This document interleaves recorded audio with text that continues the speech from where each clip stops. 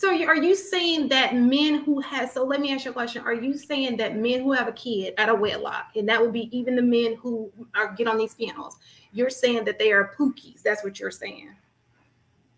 No, what I'm saying is until a man grows up, other men don't call him a man. We still call him a boy.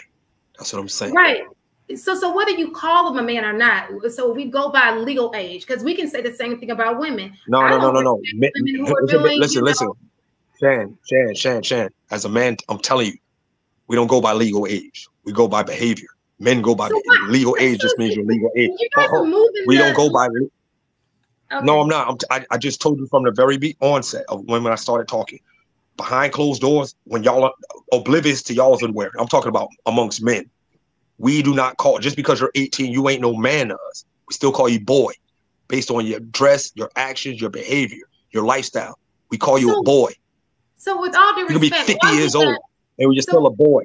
So with all due respect, why is it that men have the luxury of having a subgroup, but women can't have a subgroup? Why can't we say that, well, these are women? Okay, because men are the standards. Men are the standard set of humanity. That's why. We are the standard setters of humanity. I'll give you an example. Oh. I know this is a little far-fetched, but here's the example I want to give you, Ms. Shan, since you asked the question. I don't know if you're into sci-fi, but just in case you are, I'm going to just keep it simple on a sci-fi tip. If an alien race was to be probing our planet to do an invasion or scan us or prepare for anything, right? They're not going to look at women and children. They're going to look at the men as to what they can accomplish against the human species. They're not going to look at what women are capable of. They're not going to look at what boys and girls are capable of. They're going to look at what men are capable of as determining what they can do as far as their invasion towards us. So the point that I'm making is men are the standard setters of humanity. What we do and what we strive for is where humanity's going. The infrastructure of society, the building up, the laws. We are the ones who set that standard. We are the ones who determine what's right and wrong, what's good and bad, what's up and down, what's forward and back. Men are the standard setters. That's number one. Number two, go ahead. Go ahead. I'm listening. Oh, why you said that you are the standard setters? I'm not arguing with you. I actually agree with you. I like how you ended everything, because it was so positive and towards the end, even though it sounds bad about on women, but I think that we should follow suit and say, you know what, we gonna have determined these are the women and these are the girls, and like do whatever y'all saying. This the real women are this, and like let's stop arguing with the men and just follow their example and say, you know what, we're not accepting y'all going out naked no more. Y'all not real women. Yes. Like, we have to denounce this type of stuff or it's never going to change. And we can't get mad at the men for the women not changing, because only the women are going to be able to correct the women because they don't listen to men. So if we can listen and say, okay, you know what, that's what y'all doing, you can do that too over here. And be like, yeah, we don't accept that anymore. That's not cute. You need to put some clothes on. I'm dressing more conservative. So should you. Let's go shopping. Let's come up with cute styles, and let's be more respectful, and let's stop disrespecting one another and ourselves. Then we would have better results than going back in the gender war. So let me ask you this, Jiltron, real quick. Would you, Jiltron, I just want to ask you this question. Do you feel like women are insane? Insane? Yes. Good question. Did you say insane? Yes. Do you think that women are insane? Well, no. I think okay. I believe in God.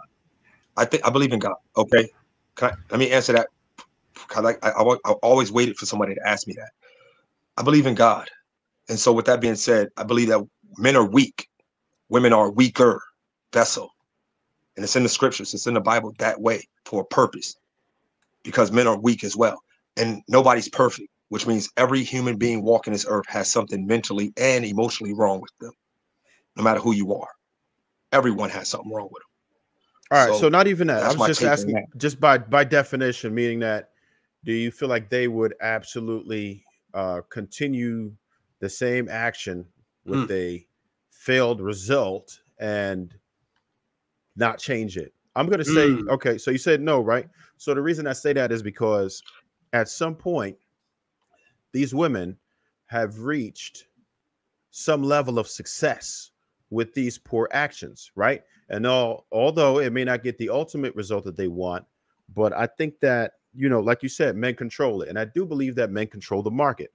So if men control the market, what we have to do is avoid women who aren't virtuous. I think that that's the main thing. We have a couple problems. We got problems with gumps who do too much, validate women too much, who don't deserve it. That's part of it, right? Men that accept women who aren't virtuous, that's a problem. And we control the market.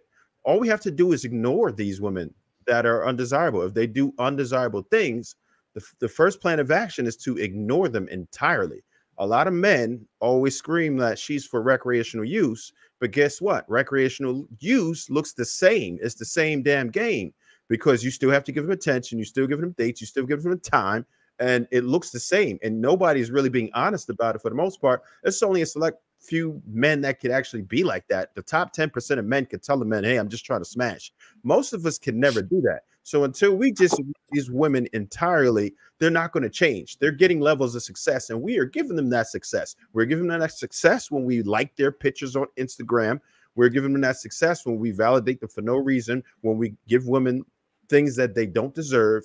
And we have to stop. We have to start redirecting, and we need to start awarding women, and we need to start praising women who are doing the right things, right? These are the women who we need to pay attention to. We need to stop looking at these women who are doing the wrong things and lusting after them. We're not doing a good enough job as men, but to ignore these women. And that's where it starts. We control the market. If we stop, they dead. There's nothing they can do. How do you do that? How do you avoid? How do you ignore it? How do you ignore it? By not liking it, not clicking it, switching past it, reset. Okay, that's social media. But I'm talking about that's social media. In real life, don't say nothing to them, ignore them, don't look their way, nothing. Give them no attention whatsoever. We have to protest. You have to ban. You have to boycott these types of women. Okay, eradicate. So you say it's the only way to do it. Here, enough women where we could. Here, I got a simpler. All of those women and still have a chance to have a successful relationship with the rest of the women that are left over. Like there's a balance for us. You know what I'm saying? I think it's diminishing returns if you do that. Like if you can't compensate. So if you say, okay, let's just avoid all these women that are not virtuous. Can we honestly say that if all men came together and did that, that we would have enough women left over to find a wife? We'd have women that would change behavior. We had women that would change behavior. No. The behavior starts with the women. And I want to go back to what Miss Ruth said, because she said a very powerful thing. She just didn't put it out. Like she didn't say it completely. She didn't finish it all. Miss Ruth, it's not so much about helping them improve. You have to shame them. And when I say shame them, you have to actually speak out. The behaviors that are undesirable and dreaded and shameful, you got to call that out. Ladies, y'all got to start calling out these hyenas. Get your But if they don't care, what does that do? Oh, they hear you. Hear me out. No, they hear you because you're talking directly to them. You have their undivided attention. She knows you're talking to her. Oh, you're dirty. Oh, you look trashy. Oh, you look skank. Oh, you ain't never gonna get no man. You recreation. When they hear it from another woman, the stuff that men say, I wouldn't care if another woman's telling me that shit. You wouldn't. They incentivize. Okay. So no matter what happens, if somebody, I'm gonna care more about a man. I'm gonna care about the man I want. I'm not gonna care about. Look, if a random woman came directly to you, Carmen, and told you look like a skag, you're going to be mad about that. And then especially if other women are around and start laughing at you, you're going to feel ashamed of yourself. You might want to fight. You might leave wherever you're at. But that's not really. If a woman randomly just came up to you, bro, it's say that again. That's not. You said that's not real life. As an adult in the world, that's not real life. But we can create that environment. That's what you're saying. Create the environment. Yes, that is real life, because that in the real world, being a child, that's not real life. Children are the ones. Children are the ones who sugarcoat. That's when that happens. Listen, you ain't never heard a woman come up to you and say, "Hey, stop acting like a hoe." Children are the ones who sugarcoat stuff and play fairy tale land. I think that the only time it matters when other women criticize is if there's like already some sort of established credibility. Like women, in my opinion, don't actually care if there's not a sense of like they have a credibility for your opinion. They're not going to care. So you're in a formal setting.